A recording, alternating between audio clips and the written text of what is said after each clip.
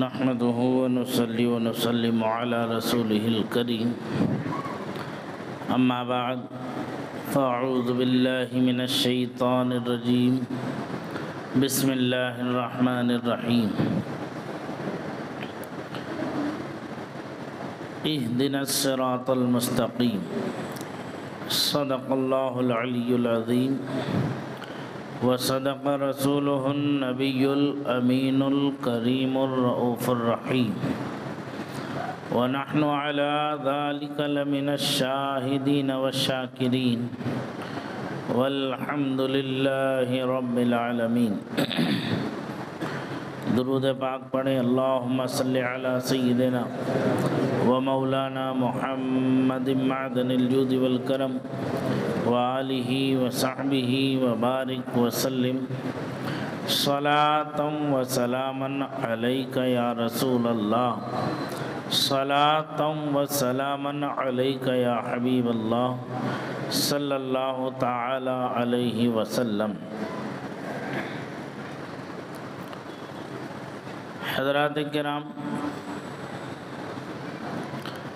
اللہ رب العزت جل جلالہ وعم نوالہ کا فضل اور احسان ہوا کہ اس نے ہمیں اور آپ کو اس فانی زندگی میں ایک موقع اور عطا فرمایا کہ جمعۃ المبارکہ میں نماز جمعہ ادا کرنے کی توفیق رفیق عطا فرمائی. اللہ اپنے بندوں پر مشفق مہربان ہے. وہ کرم پر کرم فرماتا ہے اور فضل پر فضل فرماتا ہے. لمحہ بلمحہ اپنی رحمتوں کی بارشیں اپنے بندوں پر فرماتا رہتا ہے. لیکن ہم اس رحمت کی طرف متوجہ نہیں ہوتے. یہ کیسی حرمہ نصیبی ہے کہ وہ کریم رؤوف الرحیم ہماری ہر نافرمانی پر غضب فرمانے کے بجائے وہ ہم پر کرم ہی کرم فرما رہا ہے. اگر ذرا سی توجہ دی جائے، عقل و شعور کو کام میں لایا جائے تو یہ واضح ہو جائے گا، یہ کلیئر ہو جاتا ہے کہ یہ جو کچھ بھی رحم و کرم کا معاملہ ہے وہ صرف اور صرف آقا کریم علیہ السلام کی محبت میں پروردگار عالم ہم پر رحم فرما رہا. اگر اسے اپنے حبیب سے محبت نہ ہوتی تو جو ہے کیا حال ہوتا ہمارا. لیکن یہ ازلی فیصلہ ہے اس کا کہ اس نے اپنے حبیب سے اپنی محبت کا اعلان عام فرما رکھا. ہم انسان ہیں، مانا کہ ہم سے بشری تقاضوں میں شیطانی وسوسوں سے نفسانی خواہشات سے گناہ سرزد ہو ہی جاتے ہیں. یہ انسانیت کا ہی ایک خاصہ بھی ہے. جب اللہ تعالی نے فرشتوں کے درمیان ارشاد فرمایا تھا کہ میں اپنا ایک خلیفہ بنانے والا ہوں، ایک نائب پیدا کرنے والا ہوں دنیا میں، تو فرشتوں نے عرض کیا تھا اے بار الہ، کیا ہم تیری عبادت کے لیے کافی نہیں ہیں؟ تیری تسبیح تحمید تمجید تقدیس بیان کرنے کے لیے، تیری عظمت و بزرگی کو بیان کرنے کے لیے ہم کافی نہیں ہیں؟ تو کیا ایسوں کو دنیا میں پیدا کرے گا جو فتنہ اور فساد کی آگ کو ہوا دیں گے، زمین میں فتنہ اور فساد برپا کریں گے؟ پروردگار عالم ارشاد فرماتا ہے انی اعلم ما لا تعلمون، اے میرے فرشتوں، جو میں جانتا ہوں وہ تم نہیں جانتے، جو میں جانتا ہوں وہ تم نہیں جانتے۔ ارشاد فرماتا ہے تم تو گناہوں سے پاک اور بے عیب ہو، گناہ تم سے محال ہے، تم گناہ کر ہی نہیں سکتے چونکہ میں نے تمہیں پیدا ہی ایسا کیا ہے۔ یہی عقیدہ ہے اہل سنت و جماعت کا کہ معصوم جو ہیں وہ اللہ کے فرشتے ہیں اور انبیاء و مرسلین عظام کی ذوات مقدسہ ہیں، ان سے گناہ کا ہونا محال ہے، ان سے گناہ ہو ہی نہیں سکتا، اسی لیے ان کو معصوم کہا گیا ہے، ان کو معصوم کہا گیا ہے۔ انبیاء اور فرشتوں کے علاوہ پوری کائنات میں کوئی معصوم نہیں ہے۔ ہاں، یہ اہل سنت کا عقیدہ ہے، صحابہ کرام اور اہل بیت اطہار جن کی پاکی کا قرآن کریم نے بیان فرمایا ہے، اللہ تعالیٰ نے انہیں محفوظ عن الخطا فرما دیا، یعنی خطاؤں سے انہیں بچا لیا ہے، معصوم وہ بھی نہیں ہے۔ یہ اہل سنت کا عقیدہ نہیں، یہ رافضیوں کا عقیدہ ہے کہ 14 معصومین کا جو عقیدہ ہے وہ رافضیوں کا عقیدہ ہے، رافضیوں کا۔ اہل سنت کا یہی عقیدہ ہے کہ معصوم جو ہیں وہ صرف اور صرف اللہ کے فرشتے اور اس کے انبیاء و مرسلین عظام۔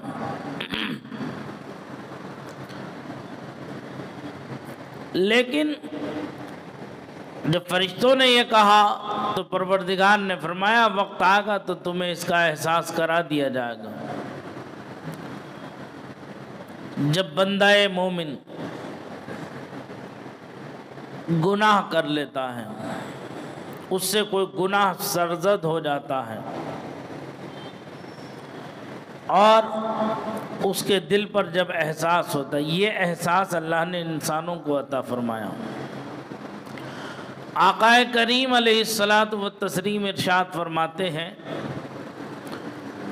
جب تیرا گناہ تجھے رنجیدہ کر دے اور تیری نیکی تجھے خوش کر دے، یعنی گناہ کرنے پر تمہارا دل دکھے اور کوئی نیک کام کرنے پر تمہارے دل کو خوشی حاصل ہو، مسرت حاصل ہو، آقا فرماتے تو اپنے کو صاحب ایمان سمجھ، تو اپنے کو صاحب ایمان سمجھ، یعنی مومن جان کہ تو مومن ہے۔ حدیث پاک میں فرمایا گیا، ایک موقع پر آقا کریم صلی اللہ علیہ وسلم نے ارشاد فرمایا اللہ تعالی نے انسان کے دلوں پر 2 لوگوں کو مقرر فرمایا، ایک فرشتہ، دوسرا جن یعنی شیطان۔ آقا فرماتے ہیں جب تیرا دل تجھے کسی نیکی کی طرف مائل کرے، کسی اچھے کام کی طرف مائل کرے، اللہ اور اس کے رسول کی رضا کے کام کرنے کی طرف مائل کرے، تو تو جان لے کہ جو فرشتہ اللہ کی جانب سے تیرے قلب پر معمور ہے وہ تجھے نیکی کا حکم دیتا ہے، یعنی نیک راہ پر چلنے کا حکم دیتا ہے۔ آقا فرماتے ہیں جب تیرا دل کسی بدی کی طرف مائل ہو، گناہ کی طرف مائل ہو، اللہ کی نافرمانی کی طرف مائل ہو، تو تو جان لے، سمجھ لے کہ تیرے دل پر جو جن یعنی شیطان مسلط ہے وہ تجھے گناہ کی طرف راغب کر رہا ہے، گناہ کی دعوت دے رہا ہے۔ صحابہ کرام علیہم الرحمت والرضوان کی جو جماعت وہاں موجود تھی، انہی میں سے کسی صحابی نے عرض کیا بارگاہ رسالت مآب میں، عرض کرنے لگے یا رسول اللہ گستاخی معاف ہو، ایک بات عرض کرنا ہے۔ آقا نے ارشاد فرمایا کہو کیا کہنا چاہتے ہو؟ ڈرتے ڈرتے انہوں نے سوال کیا اے آقا یہ ہم لوگوں پر ہی ہے من جانب اللہ یا اللہ کے رسول کے قلب نازنی پر بھی یہ دونوں مسلط ہیں؟ آقا کریم فرماتے ہیں کیوں نہیں، اللہ تعالیٰ نے میرے دل پر بھی ان دونوں کو معمور کیا ہے، میرے دل پر بھی ان دونوں کو معمور کیا ہے، نیکی کا جو فرشتہ ہے وہ بھی معمور ہے اور جو جن ہے وہ بھی معمور ہے، لیکن اللہ تبارک و تعالی نے میری صحبتوں کی برکت کی وجہ سے جو شیطان مسلط کیا تھا، جو جن مسلط کیا تھا، اسے توفیق خیر نصیب فرما کر، توفیق توبہ نصیب فرما کر اسے مشرف بہ اسلام کرا دیا۔ وہ کبھی برائی کی طرف توجہ بھی نہیں فرماتا، وہ مومن ہے، لیکن تمہارے دلوں پر جو مسلط ہیں ان میں ایک مومن ہے ایک کافر ہے، یعنی ایک فرشتہ ہے اور ایک جن ہے۔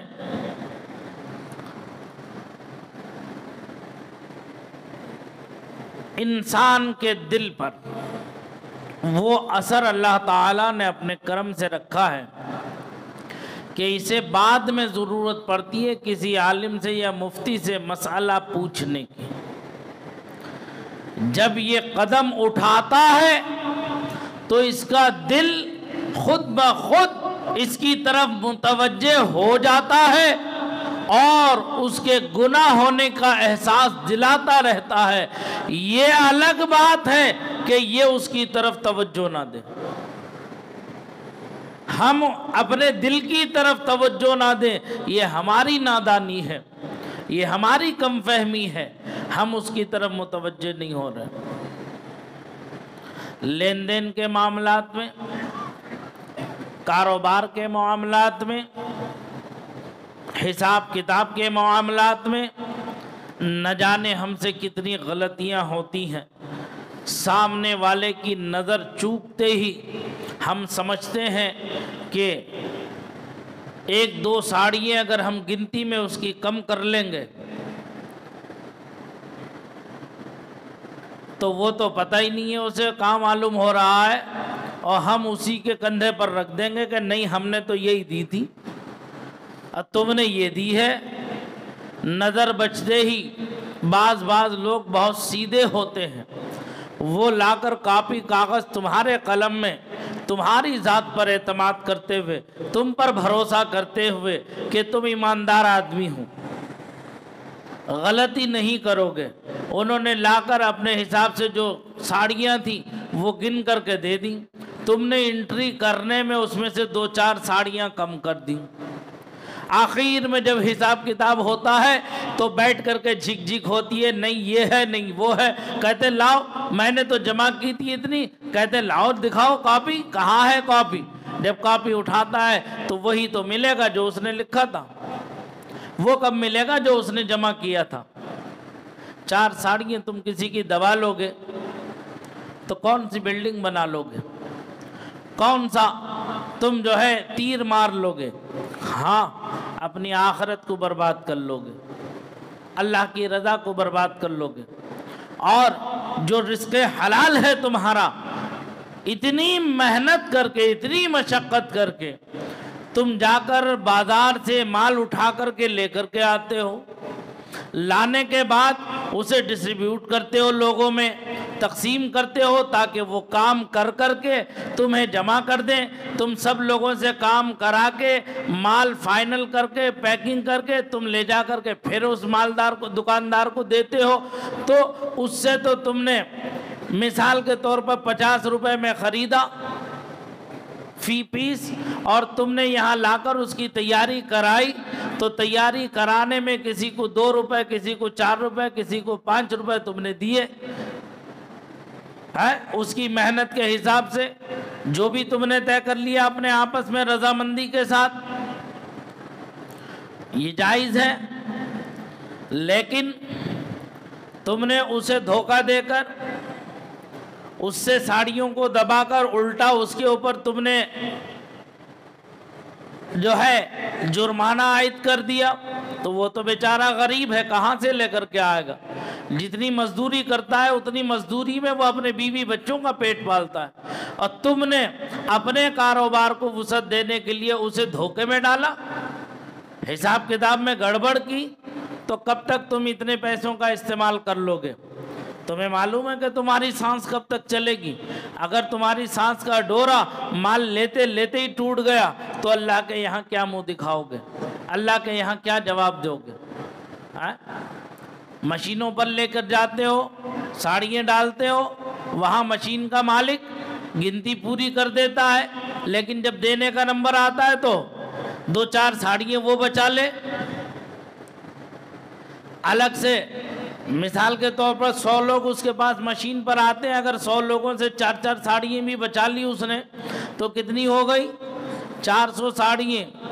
ایک ساڑی اگر 1,000 2,000 روپے کی ہو گئی تو کتنا پیسہ ہو گیا؟ وہ یہ سمجھتا کہ میں 400 ساڑیاں دبا کر 1,00,000 1.5 لاکھ روپے میں بچا لوں گا تو جو ہے میرے لیے بڑی پیسوں میں وہ گنجائش ہو جائے گی. نہیں، یہ حرام مال ہوگا، یہ حرام ہوگا، حرام. اس طرح سے دھوکہ دینا کسی صورت میں جائز نہیں ہے. جس کا جو جائز حق ہے اس کے حق کو پہنچا دو، ایمانداری کے ساتھ تجارت کرو، کاروبار کرو. کیوں؟ سرکار فرماتے ہیں التاجر الصدوق الامین مع النبیین والصدیقین. سچا امانت دار تاجر جو ہے کل قیامت کے دن انبیاء اور صدیقین کی جماعت میں اٹھایا جائے گا. سمجھ میں آ رہی بات؟ امانت دار، سچا امانت دار تاجر کل قیامت میں انبیاء اور صدیقین کی جماعت کے ساتھ شامل ہوگا. اسی لیے دھوکہ مت دو. سرکار فرماتے ہیں جو دھوکہ دے گا وہ ہم میں سے نہیں ہوگا. من غش فلیس منا. ایک موقع پر مسجد نبوی کے باہر ایک بذریعہ لگتی تھی. جمعے کی نماز کے بعد صحابہ کرام نماز سے فارغ ہو کر اس بازار میں جاتے تھے، اپنی ضروریات کا سامان خرید لیا کرتے تھے. جب وہاں پہنچے سرکار بھی تشریف لے گئے، دیکھا ایک اناج بیچنے والا اناج بیچ رہا ہے، بورا رکھا ہے گندم کا، اس پر ڈھیر سا سجا ہوا اٹھا ہوا گندم ہے. سرکار گزرتے ہوئے اس کی طرف دیکھا، دیکھنے کے بعد میں آپ نے اپنی آستین مبارک اوپر چڑھائی. اوپر چڑھانے کے بعد اس کے بورے کے اندر اپنا دست مبارک ڈالا. جب ہاتھ باہر نکالا تو اندر گندم گیلا تھا، اوپر کا گندم سوکھا تھا. آقا نے ارشاد فرمایا یہ کیا ہے؟ سرکار نے فرمایا یہ کیا ہے؟ کہنے لگے وہ اے اللہ کے رسول بارش ہو گئی، بارش کی وجہ سے گندم گیلا ہو گیا۔ فرمایا بارش اوپر ہوئی کہ اندر ہوئی؟ بارش اوپر ہوئی کہ اندر ہوئی؟ بارش ہوتی تو اوپر کا گیلا ہونا تھا، یہ تو اندر کا گیلا ہے۔ اس وقت آقا ارشاد فرماتے ہیں من غش فلیس منا، جو دھوکہ دے وہ ہم میں سے نہیں ہے۔ اور آقا فرماتے ہیں قیامت کے دن ہر دھوکے باز کے ہاتھ میں ایک جھنڈا دیا جائے گا، ہر دھوکے باز کے ہاتھ میں ایک جھنڈا دیا جائے گا، اور وہ جھنڈا قیامت کے دن لے کر کے، جیسے آج نعرے لگاتے ہیں ہر پارٹی کا آدمی اپنے اپنے جھنڈے لے کر ہر اعتبار سے جو ہے میں فلاں پارٹی کا، میں فلاں پارٹی کا، میں فلاں پارٹی کا نعرے لگاتے پھرتے ہیں، نہیں پھرتے ہیں؟ آقا فرماتے ہیں تو پتہ چل جاتا ہے یہاں پر کہ دنیا میں یہ کس جماعت سے تعلق رکھتا ہے۔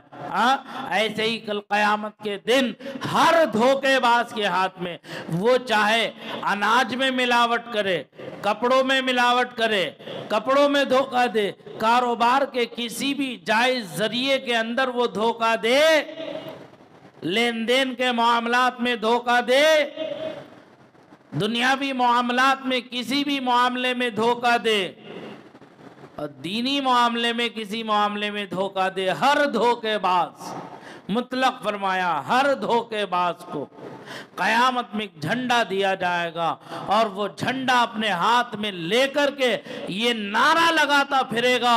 کیا نعرہ ہے؟ وہ کہتا ہے میں دھوکے باز ہوں، میں دھوکے باز ہوں، میں دھوکے باز ہوں۔ یہ نعرہ اس کا ہوگا۔ کل قیامت کے دن سب کے سب جان لیں گے، پہچان لیں گے کہ یہ دھوکے باز ہے، دھوکے باز ہے۔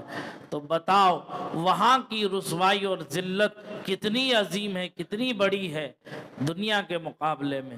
ہاں، یہ چند لمحات زندگی کے ہمیں گزارنا ہے، اور اس دار فانی سے دار آخرت کی طرف کوچ کرنا ہے۔ ذرا سی بات ہے ہمیں سوچنے کی کہ آخر ہم یہ سب کام کیوں کر رہے ہیں، کس کے لیے کر رہے ہیں، کس لیے کر رہے ہیں؟ ہمیں صرف توجہ کی بات ہے۔ ہمیں کیا ضرورت ہے؟ 2 روٹی کی، صبح ناشتے میں 2 روٹی، دوپہر کھانے میں 2 روٹی، شام میں کھانے میں 2 روٹی یا 1 پلیٹ چاول، یہی تو ہے کھانا؟ یہ کوئی ڈشیں اور جو ہے دیگیں بھر کے کھا رہا ہے؟ نہیں نا، معمولات زندگی بس اتنی ہے، قوت لا یموت مل جائے کہ زندگی گزرتی رہے۔ تو اتنا سا ہمارا رزق ہے، اور ہماری خواہشات کتنی ہیں، ہماری خواہشات کتنی ہیں؟ ہم اپنی خواہشات کو دیکھیں، تمناؤں کو دیکھیں، آرزوؤں کو دیکھیں۔ اچھا یہ سب ہم کام کیوں کر رہے ہیں؟ یہ اتنی محنت کیوں کر رہے ہیں؟ ہم کس کے لیے کر رہے ہیں؟ بیوی بچوں کے لیے، ماں باپ کے لیے، کنبے پریوار کے لیے، خاندان قبیلے کے لیے، یہی تو ہے؟ بتاؤ، جواب دو۔ اس کے علاوہ کوئی دوسرا تو نہیں ہے کوئی مقصد؟ بھائی اتنا ہے کہ معاشرے میں ہمیں عزت سے دیکھا جائے، بھائی یہ اہل ثروت ہے، یہ بڑا آدمی ہے، اللہ نے اسے دولت سے نوازا ہے، اور کچھ ہم کار خیر بھی کر لیتے ہیں، نیکی کے کام بھی کرتے ہیں، دین کے کام بھی کرتے ہیں، اللہ نے جسے توفیق دی ہے، کوئی کھل کے کرتا ہے، کوئی چھپ کے کرتا ہے، دونوں طریقے جائز ہیں، بشرط ریاکاری نہ ہو، دکھاوا نہ ہو، بناوٹ نہ ہو، تصنع نہ ہو۔ دکھا کر کرنے کا ایک مقصد، ایک نظریہ ہونا چاہیے کہ اگر میں یہ کام کر رہا ہوں تو نہیں معلوم میری اس جماعت کے اندر کتنے ایسے لوگ ہیں جو مجھ سے اچھا یہ کام کر سکتے ہیں، کم از کم مجھ جیسے چھوٹے نے یہ کام کر لیا ہے تو انہیں بھی کچھ غیرت آئے گی، کچھ شرم آئے گی کہ وہ بھی دین کا کام آگے بڑھ کر کے کریں گے۔ اسے نیکی پر ابھارنے کے لیے ہمیں دکھا کر کام کرنا یہ جائز ہے، لیکن کسی دوسرے کو ذلیل کرنے کی نیت سے، حقیر سمجھنے کی نیت سے، حقیر جاننے کی نیت سے ایسا کوئی کام کرنا یہ اللہ کو ناپسند ہے۔ یہ ہے ریاکاری، دکھاوا، تصنع، بناوٹ، جو کل قیامت کے دن تمہارے منہ پہ مار دیا جائے گا اٹھا کر۔ نیکی کے کام میں ابھارنے کے لیے ایک دوسرے کو دکھا کر کے کام کرنے میں کوئی حرج نہیں ہے، لیکن کسی دوسرے کو ذلیل کرنا، کسی دوسرے کو نیچا دکھانے کے لیے مد مقابل سامنے والے، یہ جائز نہیں۔ اس کے مقابلے میں اگر تم سمجھ رہے ہو کہ یہ معاملہ پیش آنے والا ہے، خاموشی کے ساتھ تم جانو تمہارا رب جانے، جو تمہیں کرنا ہے خاموشی سے کر لو نیکی کے کام۔ سمجھ میں آنے بات؟ تو یہ چیز جو ہے، ہم کام کیوں کر رہے ہیں، کس کے لیے کر رہے ہیں؟ بیوی بچوں کے لیے۔ انہیں تو نہیں معلوم نا کہ تم کہاں محنت کر رہے ہو، کیسی محنت کر رہے ہو، تم دولت کیسے جمع کر رہے ہو، انہیں نہیں معلوم۔ یہ تمہارا اپنا ذہن ہے کہ تمہیں کاروبار کیسے کرنا ہے، کہاں سے مال اٹھانا ہے، کہاں سے لینا ہے، کہاں کسے دینا ہے، یہ تو تمہاری اپنی سوچ و فکر ہے، تمہاری تگ و دو ہے، توڑ جوڑ ہے کہ تمہیں کیا کرنا ہے۔ بیوی بچوں کو نہیں معلوم، ان کو تو اتنا ہی معلوم ہے کہ 50,000 روپے تم مہینے میں کما رہے ہو، تو ہماری بھی جو جائز ضرورت ہے اسے پورا کرو۔ اب یہ حلال ہے یا حرام ہے انہیں نہیں معلوم، یہ تو تم جانتے ہو۔ تو اتنی محنتیں کر کے، سب کچھ کر کے دوسروں کے لیے کر رہے ہو، اپنے لیے تو کچھ نہیں کر رہے ہو، دوسروں کے لیے، بیوی بچے ہو، ماں باپ ہو، بھائی بہن ہو، کنبہ پریوار ہو، یہ سب غیر ہیں تم سے، ان کے لیے، ان کی محبت میں کر رہے ہو۔ تو ذرا یہ دیکھو، اللہ کے رسول فرماتے ہیں لا طاعت لمخلوق فی معصیت الخالق، اللہ کی نافرمانی میں کسی مخلوق کی فرما برداری جائز نہیں ہے۔ تم کام وہ کر رہے ہو جس میں تمہارا رب ناراض ہے، تمہارے گھر والے راضی ہیں، تو کیا یہ کامیاب زندگی ہے؟ بولو، جس میں تمہارا رب ناراض ہو جائے اور تمہارے اہل خانہ راضی ہو جائے، یہ کامیاب زندگی ہے؟ نہیں ہے۔ تو سوچو ٹھنڈے دل سے، دماغ کو کام میں لگاؤ، جائز طریقے سے، صحیح طریقے سے محنت کر کے اپنی اس روزی روٹی کو حرام نہ بناؤ۔ ایک دو ساڑیاں دبا لینے سے، آئے دن یہ شکایتیں آ رہی ہیں کہ کارخانے سے ساڑیاں غائب ہو رہی ہیں، کارخانے سے رات رکھ کے آئے تھے صبح غائب ہو گئی، ارے ابھی رکھ کے آیا ہوں ابھی غائب ہو گئی۔ تو یہ چوری جو ہے، کب تک دھوکہ دو گے کسی کو؟ کب تک 200-400 ساڑیاں اٹھا کر آدھے ریٹ میں بیچ کر اپنا پیٹ پال لو گے؟ توجہ کی ضرورت ہے اس پر۔ یہ سب ناجائز طریقے ہیں جس میں اللہ ناراض ہو جائے۔ روزی کون دیتا ہے؟ اللہ دیتا ہے۔ رب فرماتا ہے ان اللہ یرزق من یشاء بغیر حساب، اللہ جسے چاہتا ہے بغیر حساب و کتاب کے عطا فرماتا ہے۔ بالفاظ دیگر، اللہ دیتا ہے تو چھپر پھاڑ کے دیتا ہے، لیکن جب واپس لیتا ہے تو چمڑی ادھیڑ لیتا ہے۔ سمجھ میں آئی بات؟ تو اس لیے ہمیشہ اللہ سے ڈرتے رہو، اللہ کی رضا کو پیش نظر رکھو، ہر جائز کام کرو، کسی سے طمع و لالچ نہ رکھو، بلکہ اتنا یقین رکھو کہ ایک دانہ بھی اگر میرے نصیب کا ہوگا، بغیر کسی کے روکے وہ مجھ تک پہنچ جائے گا۔ کتنا ہی کوئی روکنے کی کوشش کر لے، وہ رک نہیں سکتا، مجھ تک پہنچ کر کے رہے گا۔ لیکن جو دانہ میرے نصیب میں نہیں ہے، وہ میں لاکھ کوششیں کرنے کے باوجود بھی مجھے میسر نہیں ہوگا۔ جس دن تمہارا یہ یقین کامل اللہ کی ذات پر ہو جائے گا، تو پھر تم اپنی روزی میں برکتیں اپنے سر کی آنکھوں سے دیکھو۔ اللہ کے حلال کو حلال جانو، اس کے حرام کو حرام جانو، اپنے آپس میں کسی کی دل شکنی نہ کرو، کسی کی دل برائی نہ کرو، نہیں معلوم کس کے دکھے دل کی آہ عرش اعظم کو جا کر کے ہلا دے۔ یاد رکھو، کسی فقیر کی بد دعا سے بچو اور ماں اور باپ کے دل کی آہ سے بچو، یہ اور مظلوم کی آہ سے بچو، یہ بغیر کسی رکاوٹ کے सीधे डायरेक्ट अर्श इलाही को जाके झंझोड़ती हैं जाकर। तो रब की गैरत ये कभी गवारा नहीं करेगी कि उसके बंदे पर कोई जुल्म हो, कोई ज्यादती करे। उसका अदलो इंसाफ आला व औला है। अगर उसने अपने आदल का मुआमला कर लिया तो हमारा कोई ठिकाना नहीं रहेगा सिवाय जहन्नम के। गौर करना, हलाल रिस्क की कोशिश करना, हलाल जरिए को तलाश करना, अपने मोमिन भाई की मदद करना। अगर कोई कारोबार किसी जगह कर रहा है तो बजाय उसके कारोबार को बिगाड़ने के, खराब करने के, जाकर उस सेठ से, उस मालदार से ये कहने के कि ये 40 रुपए या 30 रुपए का काम कर रहा है, मैं तुझे 28 या 29 या 27 रुपए में काम करके दूंगा, उसके 3 रुपए काटने की वजह से अपना नुकसान करने जा रहे हो।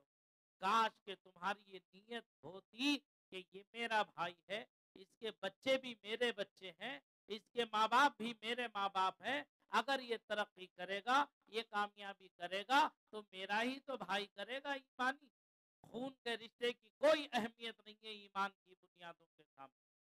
समझ में आ रही बात? वही 3 रुपए तुम अपने उस भाई को बचाते और उसी भाई से कहते कि मैं उस सेठ से माल ना लेकर के मैं तुझसे 28 रुपए में माल ले रहा हूँ, 2 रुपए का तुझे प्रॉफिट होगा। तो जितना माल तुम लेते उतना इजाफी माल जो उसके रेगुलर में वो ले रहा था, मिसाल के तौर पर 500 साड़ियां अगर वो ले रहा है दुकानदार से, तुमने 200 साड़ियों का मुतालबा कर लिया, तो वो 500 की जगह अब उस दुकानदार से 700 साड़ी मिलेगा और 200 साड़ी, 500 का कारोबार वो अपना करता रहेगा। 200 में जो तुम्हारे 2 रुपए का प्रॉफिट था वो तुमने अपने भाई को दे दिया, अपने भतीजों को दे दिया, अपनी भतीजियों को दे दिया। अरे उसकी बीवी तुम्हारी बहन ही तो है, ये क्यों नहीं समझते कि मैंने अपनी बहन को। काश कि अपनी नीयतों को बदल लो और कारोबार मजबूती के साथ करो। जरूरत है कारोबार करने की, तुम्हें कारोबार में मजबूत होने की। मजबूत रहो,